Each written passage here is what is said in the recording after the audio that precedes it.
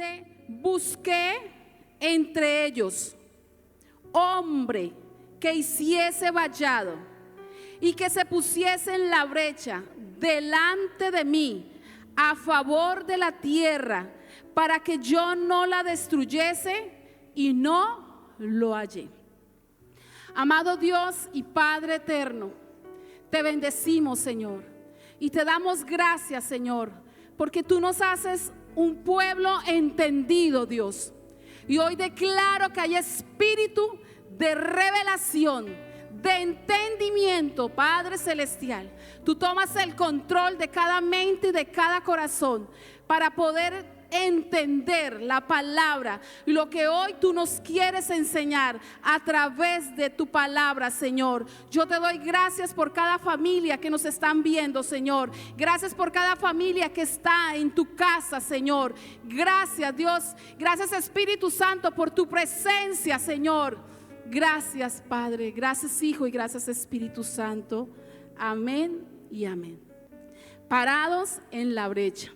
Pero antes de iniciar, hay una palabra que dice que debemos ser hacedores de la palabra y no tan solo oidores. Vamos a hacer ambas cosas. Vamos a oír y vamos a hacer. Entonces diga: oír, dígalo, oír y ahora hacer. Amén.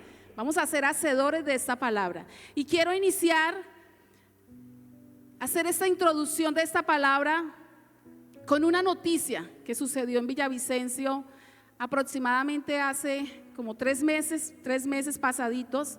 Sucedió en Villavicencio, donde un padre de familia común y corriente, trabajador, muy conocido en el barrio por sus vecinos, como un hombre tranquilo.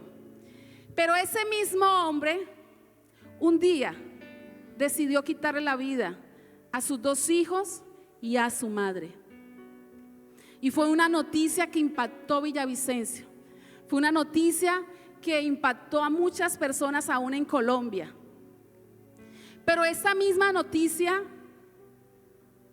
ha sucedido en otras partes de Colombia. Ha pasado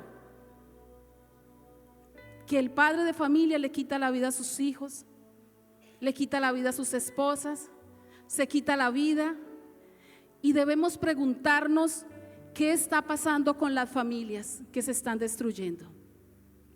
¿Qué está pasando? Debemos preguntarnos con las familias, porque quiero que enfoquemos la palabra en la familia, porque la familia es el diseño dado por Dios.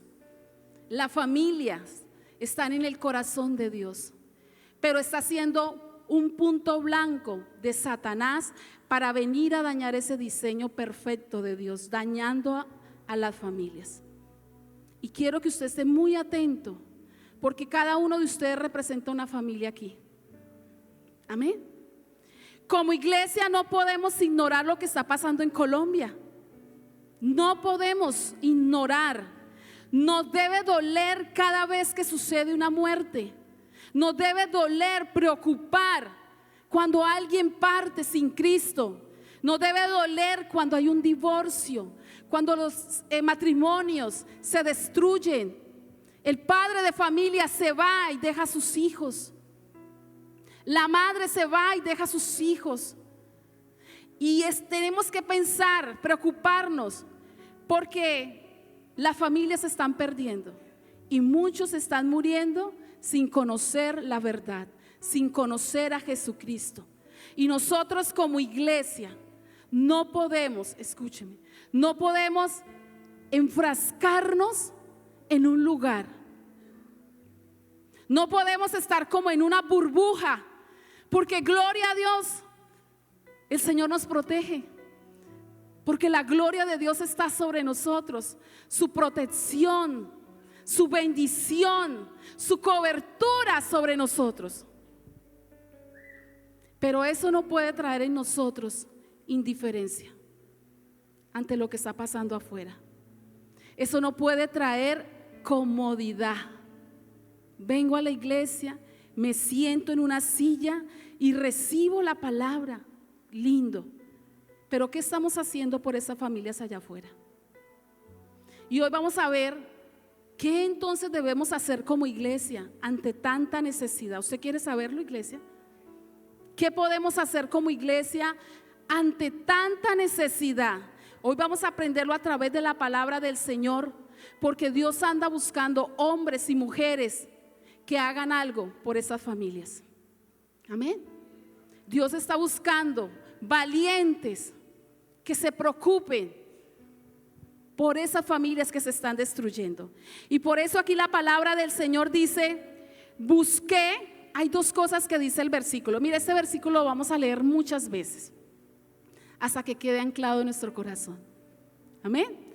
Dice, hay dos cosas que dice: busqué hombres que hiciesen ¿qué? Que hiciesen vallado. Y busqué hombres que se pusiesen ¿en dónde? En la brecha. Que hiciesen y que se pusiesen. Está hablando de hacer vallado y de ponerse en la brecha. Nos está hablando de dos verbos. Y los verbos nos lleva ¿a qué? A una acción. Diga una acción. A un hacer por otros.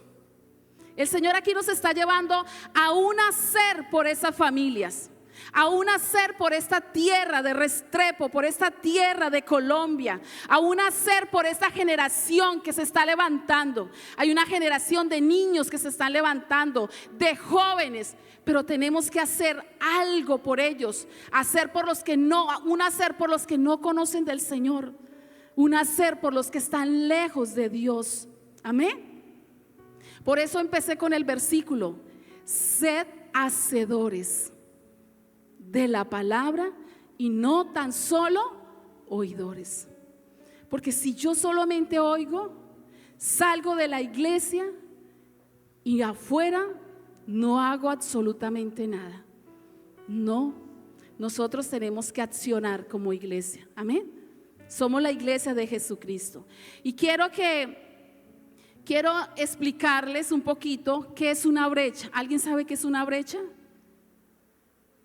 ¿No han escuchado este término? Sí, de pronto sí, ¿cierto? Una brecha es una apertura, es una fisura y es una grieta. Es una apertura, una fisura, una grieta. Cuando se hace una grieta en una pared o en una muralla. Hace 8 días tembló, ¿cierto?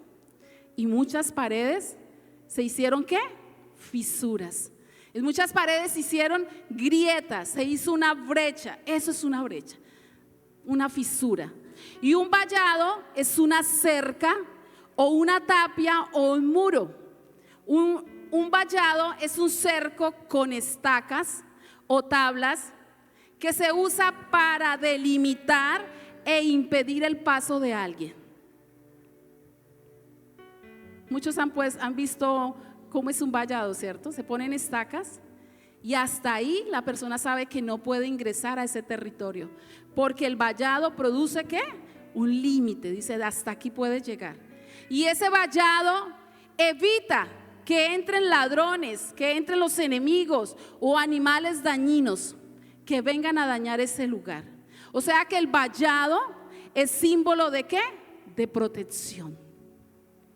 Amén. Entonces una brecha es una ¿qué? Una grieta. ¿Ya lo tenemos claro? Y un vallado es un cerco que simboliza ¿qué? Protección.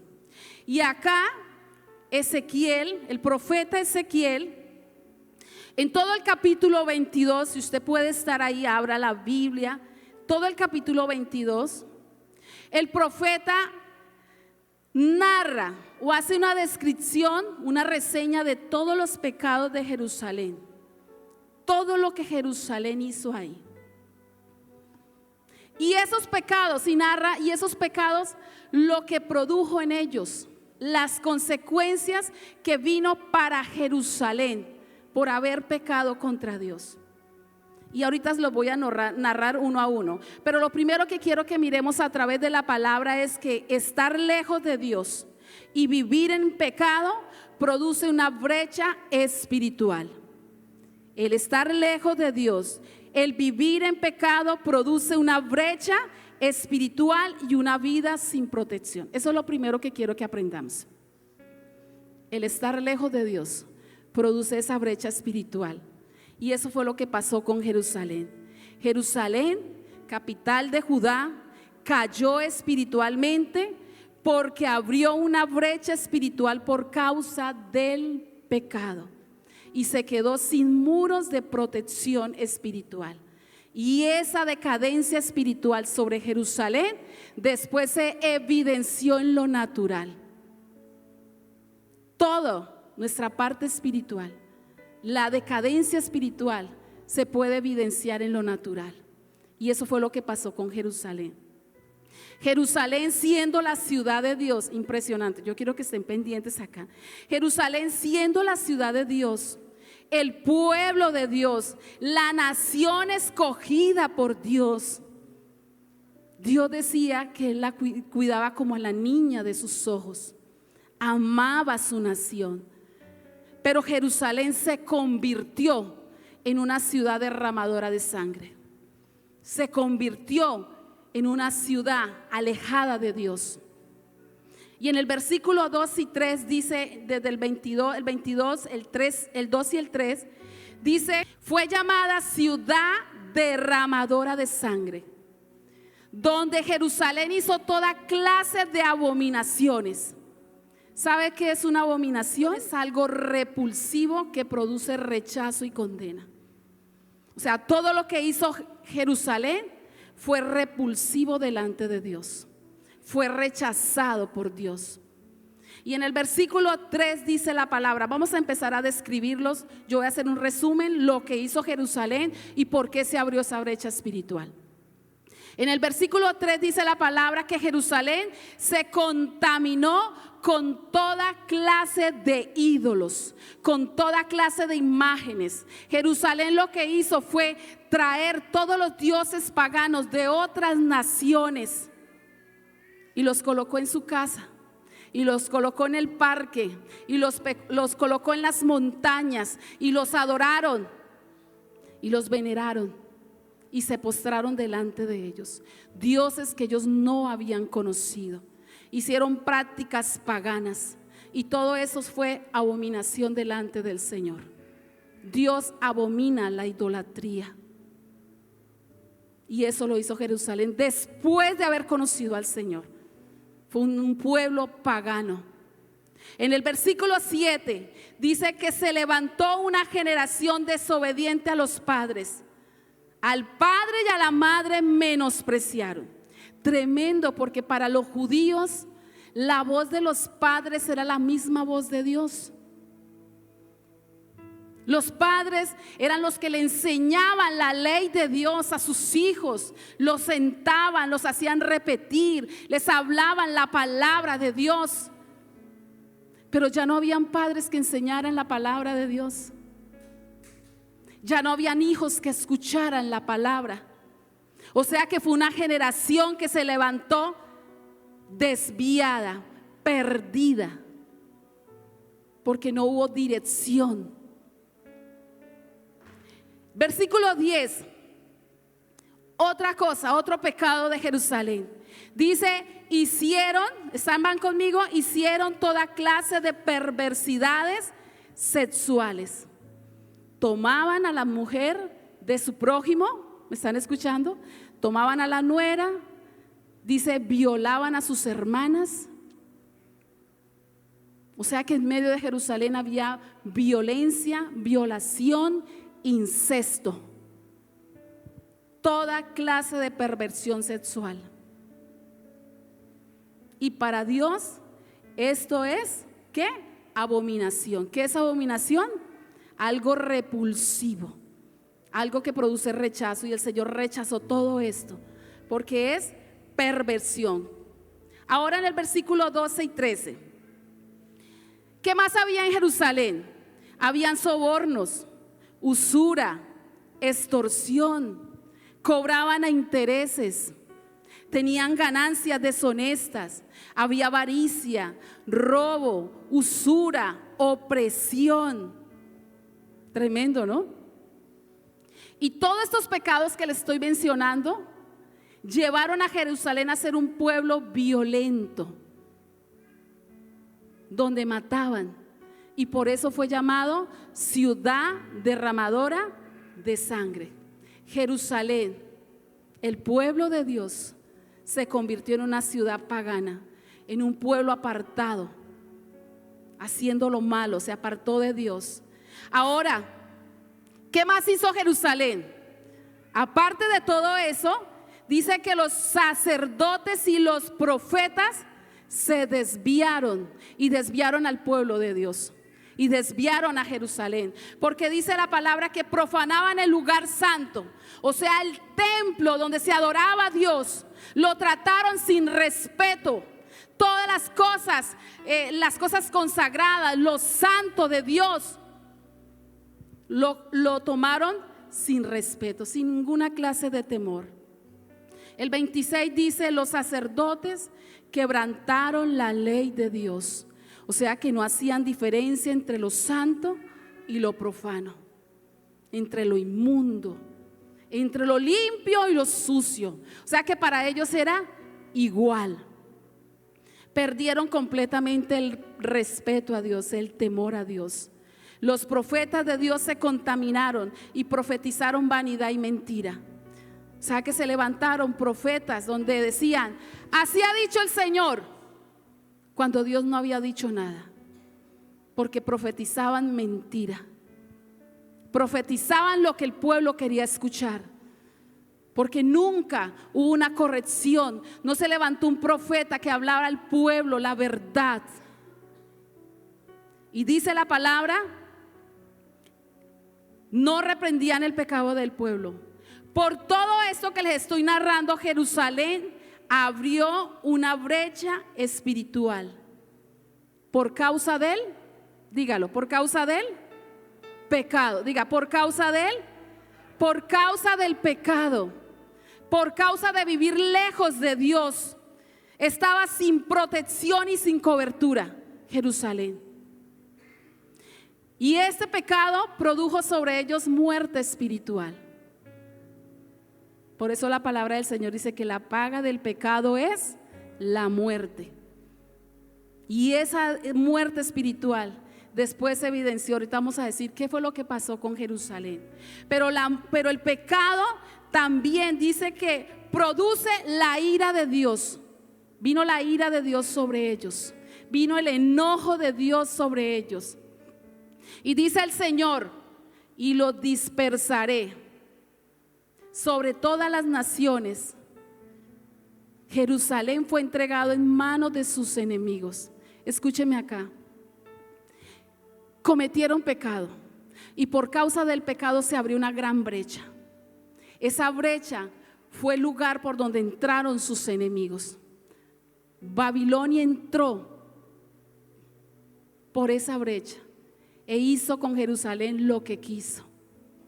Los mataron, los maltrataron, los llevaron cautivos, quemaron sus casas, quemaron sus viñas, quemaron el templo de Dios, destruyeron el altar del templo. Los utensilios santos del Señor, dice que los llevaron a sus templos paganos. Tremendo, ¿no? Y todos los jovencitos fueron llevados cautivos. Todo fue destruido. Y mire que dice, ahí mismo dice: haré fenecer, dice el Señor en el 22, haré fenecer sus inmundicias, porque vino la mano de Dios sobre ellos. Quiere decir que por causa del pecado, quiero que esté pendiente acá, por causa del pecado, el Señor los entregó, los soltó. Dice: y haré fenecer sus inmundicias, y serán como la escoria, y serán fundidos en mi horno. Les quitaré mi vallado, porque antes tenían protección de Dios. Les quitaré mi vallado, mi protección será construida, aportillaré su cerca, será hollada y será quemada. La desierta, ¿cuántos años duró desierta Jerusalén? 70 años. 70 años donde creció el cardo, los cardos y los espinos. Y dice el Señor, y no mandaré lluvia sobre ella.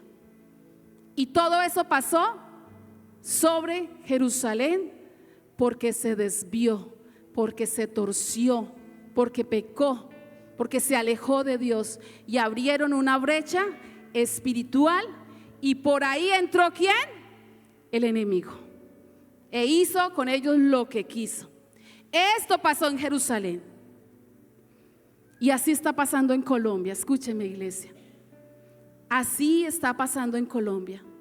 Las familias sin Dios, las familias se están perdiendo, desbordados en el pecado, en la inmoralidad, en la inmundicia, en la abominación, viviendo en maldición, familias enteras.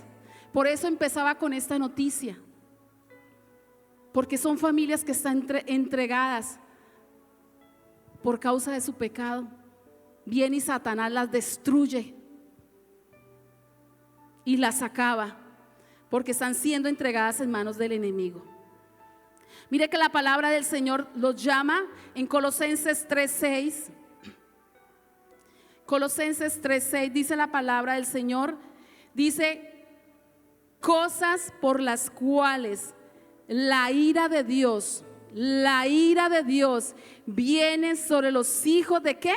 De desobediencia. Por estas cosas, en el versículo 5 lo dice, por causa de la fornicación, del adulterio, de la idolatría, de la hechicería, de la ira, del enojo. Todo esto dice que viene ¿qué? La ira de Dios sobre los hijos de desobediencia. Y nosotros como iglesia, vamos otra vez al versículo, Ezequiel 22:30. Usted lo va a leer nuevamente conmigo. Yo dije que lo íbamos a leer muchas veces hasta donde quede, ¿a dónde? En nuestro corazón. Y busqué entre ellos ¿qué? Hombre que hiciese vallado, repítalo, y que se pusiese en la brecha delante de mí a favor de la tierra, para que yo, dice el Señor, no la destruyese, pero no lo hallé. Este versículo es como un alto de Dios. Cuando yo empecé a leer y a estudiar todo el capítulo 22, todo lo que Jerusalén hizo, este I, ahí hay un I, es el I de Dios. Este I es la misericordia de Dios, es el amor por la humanidad. Este I es la oportunidad de Dios para el hombre, para que el hombre se vuelva a Dios. Porque Dios no quiere que nadie se pierda, sino que todos procedan al arrepentimiento. Dios no quiere que nadie se pierda, sino que todos vengan al Señor. Este I es la oportunidad para el hombre. Y vamos a ver como iglesia entonces qué representa ese I para nosotros. Amén. Busqué la definición en otra versión, el versículo. Quiero que lo ponga mucha atención. Dice: yo he buscado, otra versión del mismo versículo, yo he buscado entre ellos a alguien que los defienda, alguien que se ponga entre ellos y yo y los proteja como una muralla, a alguien que me ruegue por ellos para que yo no los destruya, pero no he encontrado a nadie.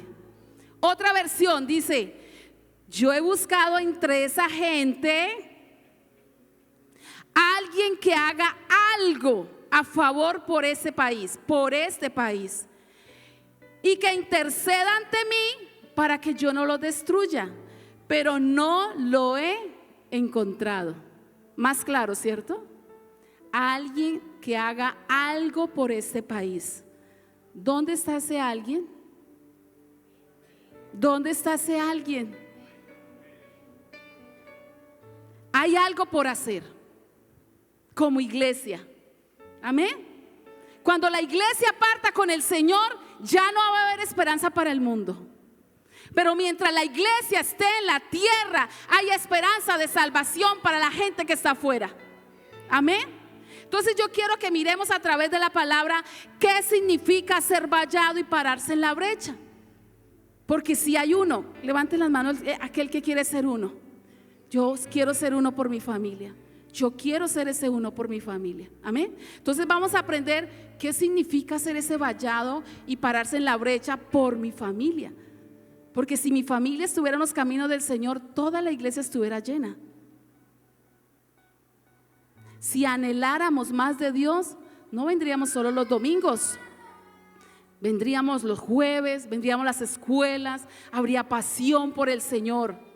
Entonces, ¿qué significa ser vallado y pararse en la brecha? Significa que yo soy uno. Yo soy ese uno que conozco la verdad. Yo soy ese uno que me fue revelado el evangelio de Jesucristo. Yo soy ese uno que el Señor tuvo misericordia y me sacó de las tinieblas a su luz. Que se me fue quitado el velo espiritual, que ahora conozco la verdad. Entonces yo tengo una responsabilidad. Yo debo levantarme en medio de esta brecha. O sea, pensemos que aquí hay una grieta detrás de mí. Y yo debo levantarme en medio de esa brecha que se abrió por causa del pecado. Que esas familias que están allá abrieron esa gran brecha. Pero como yo soy entendida y conozco la verdad, me paro en medio de esa brecha. Que significa que debo levantarme e interceder y clamar por ellos. Que yo en medio de esa brecha me levanto, intercedo y clamo por ellos, para que a ellos también les sea revelado el evangelio de Jesucristo. Amén. Para que ellos también conozcan la verdad. Mire que dice el Señor en Efesios, dice, orando en todo tiempo, con toda oración y súplica. ¿Usted sabe qué es una súplica? Es interceder, es gemir y es decir, Señor, ten misericordia de esa familia, Señor. Yo me levanto por esa familia que no te conoce, pero yo soy sabia y ahora me levanto, intercedo para que ellos conozcan del Señor. La intercesión no es un ministerio. La intercesión no es solo para ancianos. La intercesión no solamente es para los líderes. La intercesión es para toda la iglesia de Jesucristo. Somos llamados a interceder. Amén. Y la oración intercesora, sencillo, es orar por otros. Ya no oro solo por mí. Sí, yo oro por mí en mis tiempos, ¿cierto? Pero la intercesión es orar por otros. Es clamar a favor de otros. Pero algo me debe mover, iglesia, muy atentos acá. ¿Qué me lleva a interceder por otros? ¿Qué debe moverme para yo interceder por otros? Para preocuparme por ellos, para que no se pierdan, para que no se vayan al infierno. ¿Qué me lleva, iglesia? El amor de Dios. La compasión por ellos. El Señor Jesús, cuando vio la multitud, dice que Él tuvo compasión por toda la multitud, porque estaban como ovejas sin pastor, desviados, torcidos, unos por un lado, otros por otros, como ovejas sin pastor, perdidos. Y el amor de Dios es el que debe moverme. Si yo no lo estoy haciendo, algo está pasando. Quiero que miremos Primera de Juan. Primera de Juan 3:17. Primera de Juan, desde el 16, perdón. Vamos a leerlo y lo vamos a leer muy despacio. Mire lo que dice el Señor. Esta palabra nos va a confrontar como iglesia. 3:16. En esto, dice el Señor, hemos conocido el amor, en que Él, Jesucristo, puso su vida por nosotros.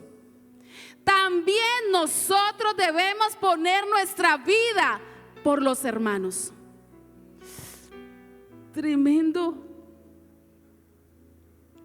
O sea, nos está diciendo, Jesucristo cerró la brecha que había entre el Padre y el hombre cuando Él vino y murió en la cruz del Calvario para darme vida, cuando se entregó por la humanidad por amor. Pero hay otros que no lo entienden y lo conocen. Nosotros lo conocemos, gloria a Dios. Amén. Recibimos de gracia, ahora tenemos que dar de gracia. Recibimos su amor, ahora tenemos que dar ¿qué? Amor. Tremendo, ¿no? Entonces, por esta causa, ahora somos llamados a interceder en oración a favor de otros. Vamos a seguir con la lectura, versículo 17. Pero el que tiene bienes de este mundo ve a su hermano tener necesidad y cierra contra él su corazón. ¿Cómo mora el amor de Dios en él? Aquí está hablando no solo de la necesidad material, aquí está hablando de la necesidad espiritual, emocional, la necesidad de restauración. Dice, si no nos preocupamos, ¿cómo es que viendo tanta necesidad afuera y cerramos nuestro corazón? No nos importa. No nos importa si se están perdiendo. Dice, ¿cómo mora el amor de Dios en él? 18. Hijitos míos, no amemos de palabra, ni de qué, ni de lengua, sino de hecho y en verdad. O sea, aquí nos está diciendo que no debemos amar con qué, solo de palabras, sino con hechos. ¿Cuántos adoran al Señor? Usted es el resultado de alguien que oró por usted. Alguien oró por usted y por eso está aquí. Alguien oró por mí. Se levantó una madre que oró por esos hijos y por eso usted está aquí. Se levantó esa ancianita a compartirles el evangelio y a orar por usted. Por eso usted está aquí. Usted es el resultado de la oración de alguien. ¿Y usted está orando por alguien para que venga? ¿Usted está orando para que alguien se convierta al Señor? Aquel borracho, aquel drogadicto, aquellos jóvenes que se están perdiendo. Debemos levantarnos para que ellos no sean destruidos, porque están en pecado, para que ellos se vuelvan a Dios, para que a ellos les sea revelado el evangelio de Jesucristo. Debemos orar por ellos para que en ellos se caiga el velo espiritual, para que se rompan las cadenas, las ataduras. Todas esas personas que no conocen del Señor están atados, están encadenados, están en cautividad. Pero cuando yo me levanto en la brecha y digo, Señor, oro por esa familia, y me levanto en la brecha por ellos y declaro, Señor, que ellos te conocerán, y declaro que ellos son libres para ti. Debemos hacerlo para que se caigan esos velos espirituales. Si no oramos, no va a pasar nada. Se va a desgastar. No le van a volver a hablar, porque lo estamos haciendo en nuestras fuerzas. Pero cuando nosotros oramos, estamos haciendo guerra por ellos. Amén. Hay que hacer protección alrededor de ellos. Amén. ¿Qué es más levantarse en la brecha y hacer vallado? Es evitar a través de la oración que el enemigo entre por esa rotura o grieta. lo que decía ahorita, me ubico en medio de esa rotura. Mire que en un ayuno escuchaba la oración de una hermana, una intercesora. Todos debemos ser intercesores, ¿no? Y ella oraba por un joven y decía en su oración: Señor, gracias porque ese joven es evangelista. Señor, gracias porque él te adorará y traerá muchos jóvenes para Cristo. Señor, gracias por él, Señor, porque es un siervo de Dios. Y yo la escuchaba y en mi espíritu sabía qué joven estaba hablando, sabía por qué joven estaba orando. Y es un joven que está en la drogadicción, es un joven que estuvo en la iglesia y se fue, y su condición ha sido peor. Pero por causa de la oración de esa intercesora, sé que un día va a entrar por esa puerta. Dele un fuerte aplauso al Señor. Amén.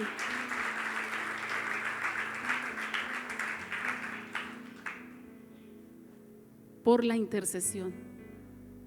Mujeres, no nos cansemos de orar por nuestros esposos. Nuestros esposos deben estar a nuestro lado.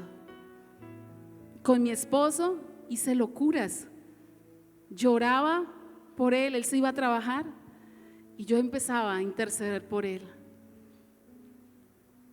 Oraba por su ropa, que cuando él se la colocara sintiera algo especial. Oraba por sus zapatos. Cuando estaba acostado ponía mis manos sobre él. Antes peleaba con él.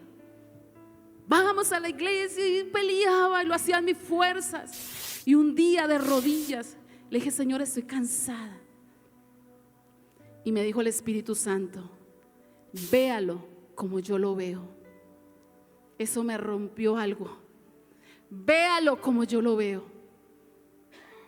Y Dios empezó a cambiar mi forma de orar, porque la intercesión es ver como Dios los ve. Dios va a ser un hombre especial. Amén. Yo sé que Dios nos quiere capacitar para que muchas personas lleguen a los pies de Cristo. De pronto estamos orando mal, lo estamos haciendo en nuestras fuerzas. Ahora véalo como Dios lo ve. Señor, es un profeta. Señor, es un evangelista. Señor, va a ser un maestro que va a traer almas para ti, Señor. Va a ser un valiente, un hombre de Dios temeroso. Aunque no lo veamos ahorita, pero eso se llama intercesión. De aquí a diciembre, mis amadas, y le estoy hablando a las mujeres, usted no se puede venir sola a la iglesia. Va a traer a su esposo, pero así va a ser por causa de sus rodillas dobladas, intercediendo y clamando y decir: Señor, es tu siervo y vendrá a tu casa y estará conmigo, tomado de mi mano como pareja, como instrumento de bendición para otros matrimonios. No voy a estar sola, voy a venir con mi amado, mi esposo. Amén. Pero debemos empezar a creerle al Señor. Amén. Significa ponerse, estamos hablando de pararse en la brecha, significa ponerse como soldado firme en medio del combate, porque hay guerra. Eso es una guerra. Esas no son coronaciones pasivas. Esto es una guerra, porque Satanás quiere arrastrar las familias a la perdición. Satanás quiere arrastrar a los jóvenes a la drogadicción, al suicidio. Eso es lo que quiere Satanás: robar, destruir. Pero yo me levanto en la brecha y tomo las armas espirituales que el Señor me ha entregado. Amén. Efesios 6:10.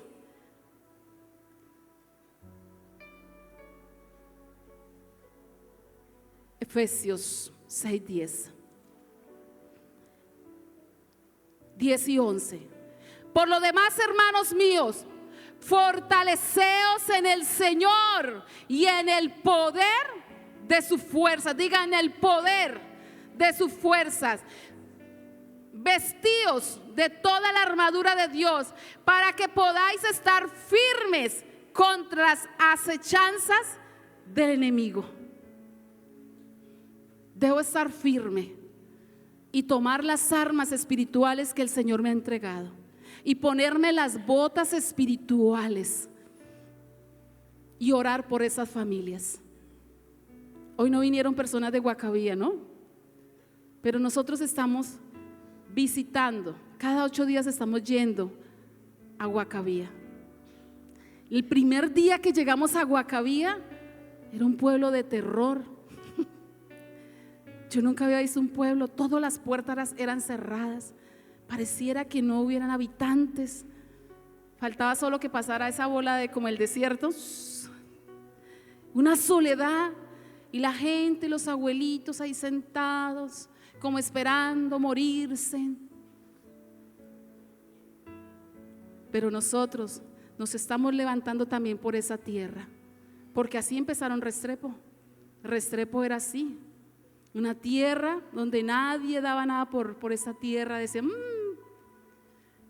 pero mientras que la iglesia se planta en un lugar, hay vida. Y nos estamos reuniendo en un lugar, y a veces se reúnen 10, 15, 8, pero ahí vamos. Y están escuchando la palabra y estamos hablando, algo está pasando en lo espiritual, porque es la poderosa palabra del Señor. Amén. Firmes en el Señor. Pararse en la brecha es ponerse a favor de la tierra, es ponerse a favor de las familias, es servir como intercesor, es conquistar a otros para Cristo, es rescatarlos para Cristo. Hemos hablado de una cosecha sobreabundante y la cosecha ya está, porque se ha orado por esta tierra. Predíquele a alguien afuera, ya no lo van a rechazar, porque Dios ha hecho algo en el corazón, en ellos. Pero ahora hay que ir por ellos. La cosecha ya está lista. Usted y yo debemos ir por ellos. Amén. Cuando intercedo, estoy levantando una muralla, hago un cerco de protección, los blindo, los rodeo cuando oro por ellos. No importa, Señor, no veo respuesta en ellos, Señor, pero creo en lo que tú vas a hacer. Los cubro, los bendigo, Señor. Y Dios lo va a hacer, porque la oración produce límites a Satanás. Cuando se levanta una guerrera, un guerrero en el Señor, hay límites para Satanás, no puede pasar. No puede pasar. Satanás llega hasta donde lo permitimos. Él tiene límites con la iglesia, no puede tocarnos. Y estamos orando por Restrepo, y estamos orando por Cumaral, por Guacabía, y vendrán muchas personas, familias. Y usted y yo vamos a ser parte de esa cosecha y de esa bendición, porque hay uno que se va a levantar. ¿Dónde está el uno? ¿Dónde está ese uno que se va a levantar por las familias? Amén, dale un fuerte aplauso al Señor.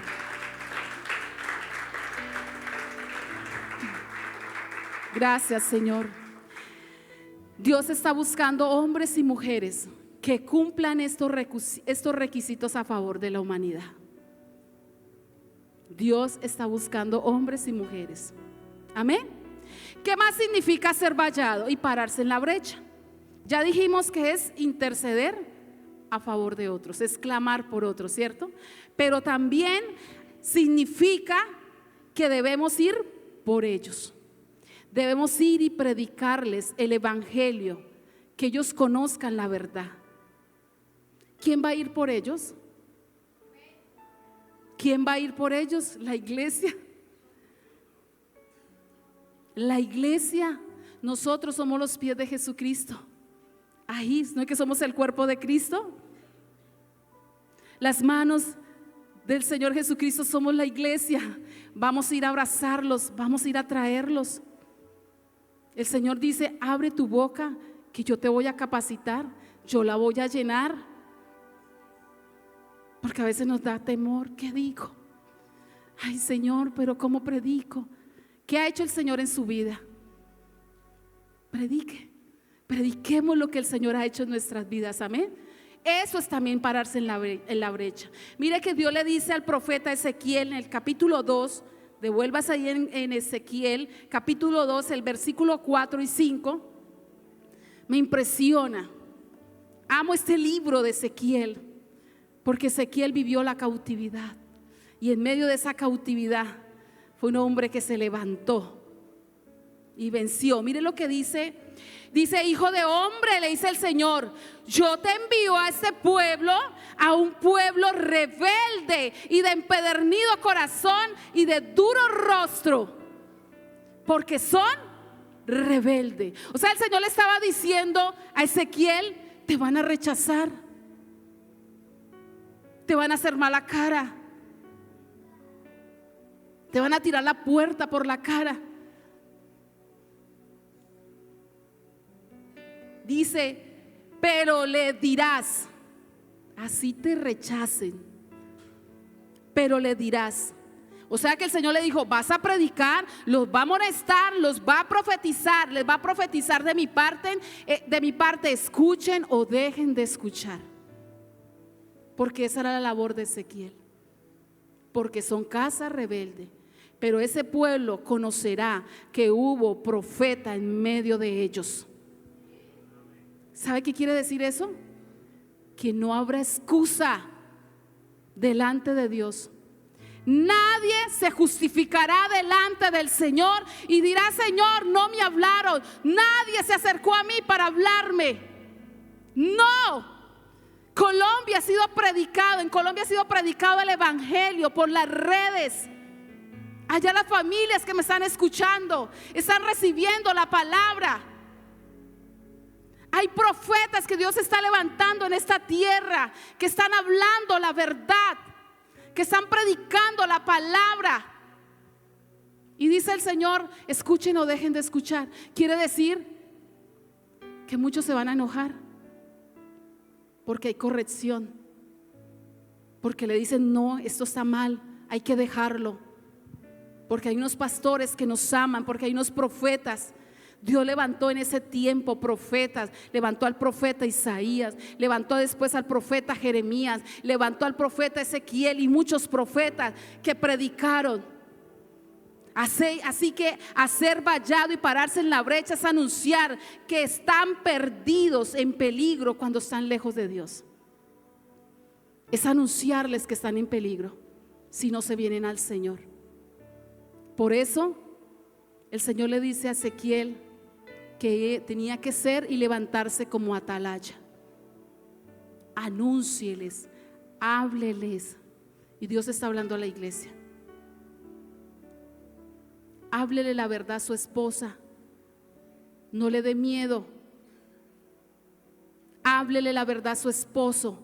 Si está lejos de Dios, está en condenación, están perdidos. El atalaya anuncia, habla para que el impío sea percibido de su mal camino, a fin de que viva y librar el alma de la condenación. Eso lo debe hacer la iglesia. Nos debemos preocupar por nuestra familia. Debe haber ese amor, ese fuego acá con mi corazón. Diga: Señor, no me puedo venir solo para la iglesia. Señor, no me puedo acomodar a este siglo. No me puedo acomodar a los afanes. Es que yo soy así, déjeme así. No, corrígese. Tenemos que corregirnos en la palabra. Ya la iglesia, es tiempo de que le hablemos a las personas aún con nuestro testimonio, con nuestra vida. Ahora, ¿cuántos están recibiendo la palabra? Dice: ¿y cómo vamos a ir a ellos? Otra pregunta. ¿Cómo vamos a ir a ellos? ¿Cómo los vamos a persuadir? ¿Cómo les vamos a predicar? Con abundancia de palabra. Diga: abundancia de palabra. Diga: abundancia de palabra. Usted está recibiendo la palabra. Mire lo que Dios le dice al profeta Ezequiel. Estamos en el libro de Ezequiel. El capítulo 3, 1 y 2 dice. Ahí 3, el versículo 1 y 2 dice: hijo de hombre, antes de enviarlo, mire lo que le dice: come este rollo, come la palabra de Dios y habla a la casa de Israel. El Señor le dijo, vaya, primero come, léelo, estúdielo, vuélvelo y repítalo, memorícelo, aprende. Tenemos que tener abundancia de palabra en nuestro corazón, porque eso es lo que vamos a ir a predicarles. Amén. Y dice el profeta, y abrí mi boca y me hizo comer aquel rollo. En ese tiempo no había la Biblia como nosotros la tenemos acá. Eran rollos, pero era la palabra del Señor. Y abrí mi boca y me hizo comer aquel rollo. Y le dijo, alimenta tu vientre y llena tus entrañas de este rollo que yo te doy. Y lo comí y fue a mi boca dulce como la miel. Porque eso es lo que hace la palabra. Es dulce a mi boca. Usted está llenando su vientre espiritual. Usted está dándole vida a su espíritu por la palabra. Eso que nace acá, que lo impulsa a hablar, que hace que usted venga a la iglesia, es la abundancia de palabra en su corazón. Por eso insistimos, fórmese en las escuelas, porque aquí usted se está capacitando para poder ir a hablar. Fórmese, aprenda, diga, yo quiero más, Señor, háblame. Mire que el salmista lo dice en el Salmo 119. Salmo 119.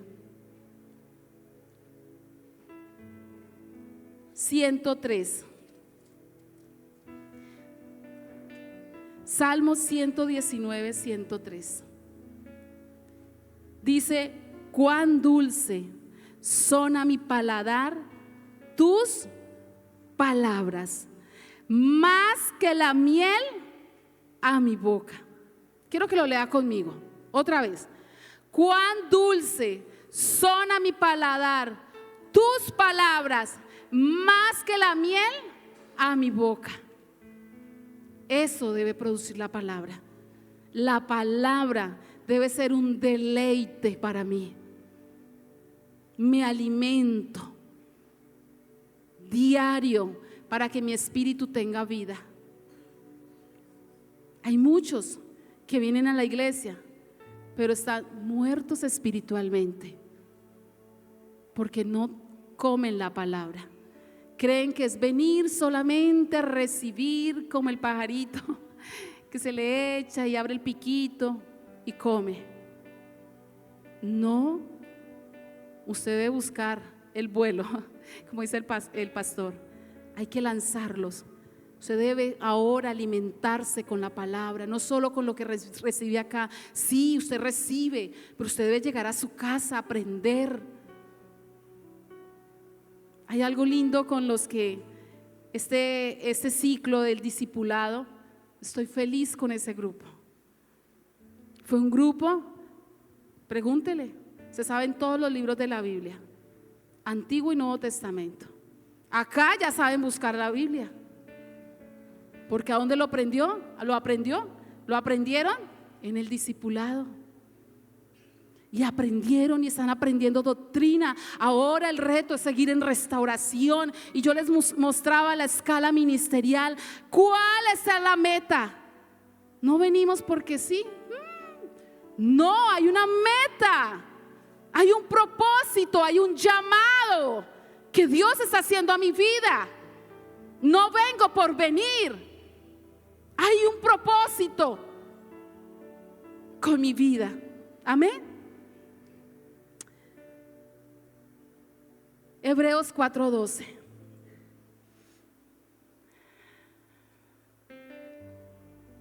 ¿Cuántos aman al Señor?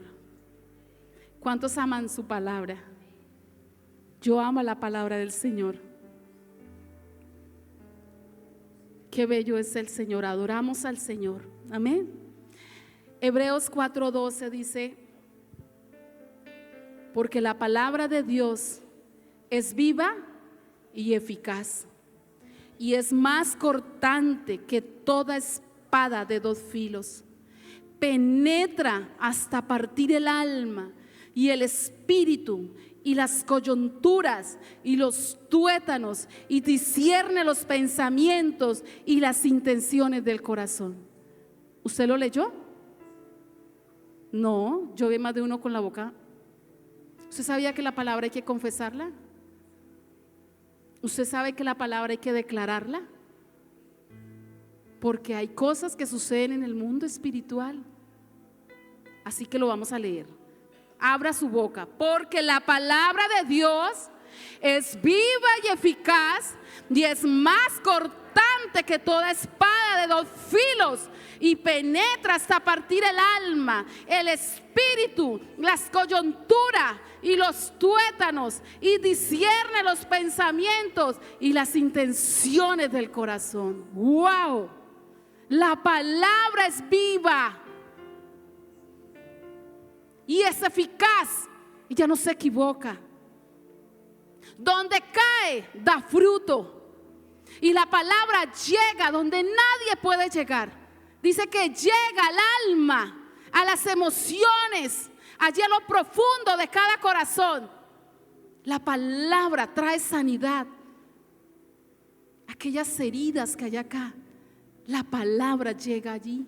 Por eso debemos leerla, comer de ella. Cada vez que usted come la palabra, está trayendo medicina a su cuerpo, a su alma. Dice que llega al espíritu, a su cuerpo, a sus huesos, a su mente, a su corazón, a todo el ser, nuestro ser. Nadie puede llegar donde Dios puede llegar. La palabra. Amén. Qué bendición. Así que el Señor le dijo a Ezequiel, porque en ese tiempo no hubo alguien que se levantara, pero Dios en su amor y su misericordia nos está hablando y le está diciendo a la iglesia: usted es uno de esos que se va a levantar por una familia y por muchas familias de esta tierra, que debemos orar e interceder por ellos, que debemos anunciarles que Cristo viene pronto. Alguien hizo una publicación, bueno, una chica estaba diciendo: ¿qué hacer después de la tribulación? ¿Para qué? Yo decía, esa chica, ¿por qué está escuchando qué hacer después de la tribulación? O sea, en la tribulación, después del rapto. Entonces decía, no se deje marcar, corra y escóndese. Y decía, y el Espíritu Santo, y decía unas cosas. Y me tocó comentar. Me tocó comentar. Prepárese ahorita, que es la gracia. Es el tiempo de prepararnos para irnos con el Señor. ¿Quién dijo que nosotros buscábamos consejo para saber qué hacer en la tribulación? Si es que la iglesia está esperando ese acontecimiento tan importante para irnos con el Señor. Amén. ¿Cuántos están esperando ese momento tan especial? En mis oraciones le digo, Señor, puede ser ahorita. Anhelo irme contigo. Prepara mi corazón para irme contigo.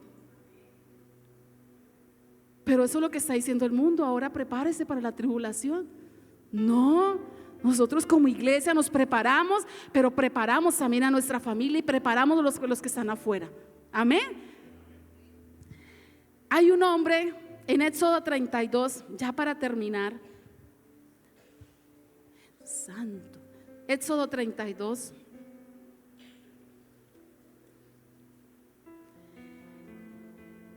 Habla de un hombre.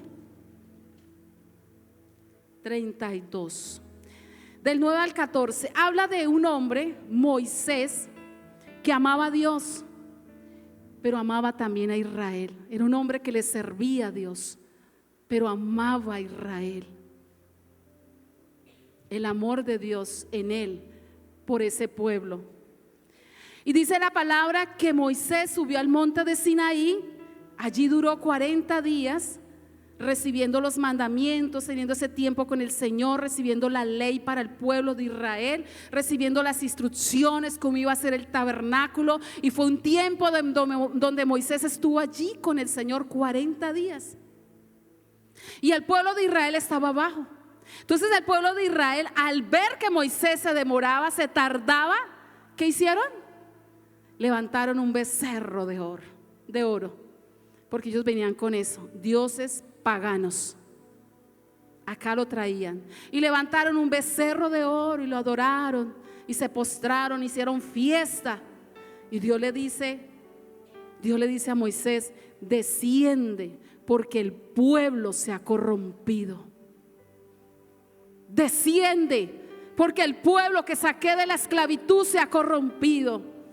Y Jehová le dice a Moisés: este pueblo es de dura cerviz. Y a partir del versículo 9, quiero que usted vaya ahí conmigo. Dijo más Jehová a Moisés: yo he visto a este pueblo, que por cierto es pueblo de dura cerviz. Ahora pues, déjame que se encienda mi ira en ellos y los consuma, y de ti yo haré una nación grande. Entonces Moisés, ¿qué hizo? Dijo: Señor, sí, consúmalos, destrúyelos, porque son pecadores. ¿Sí, Moisés dijo eso? No, dice que Moisés oró, intercedió, clamó en presencia de Jehová su Dios y dijo: oh Jehová, ¿por qué se encenderá tu furor contra tu pueblo, que tú sacaste de tierra de Egipto con gran poder y con mano fuerte? ¿Por qué de hablar los egipcios diciendo: para mal los sacó, para matarlos en los montes y para raerlos sobre la faz de la tierra? Vuélvete del ardor de tu ira, vuélvete del ardor de tu ira y arrepiéntete de este mal contra tu pueblo. E intercesión.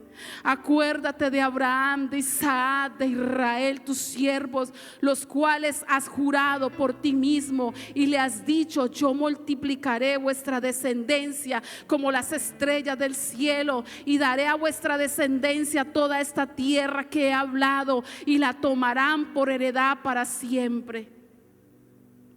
Intercesión. Entonces Jehová, ¿qué?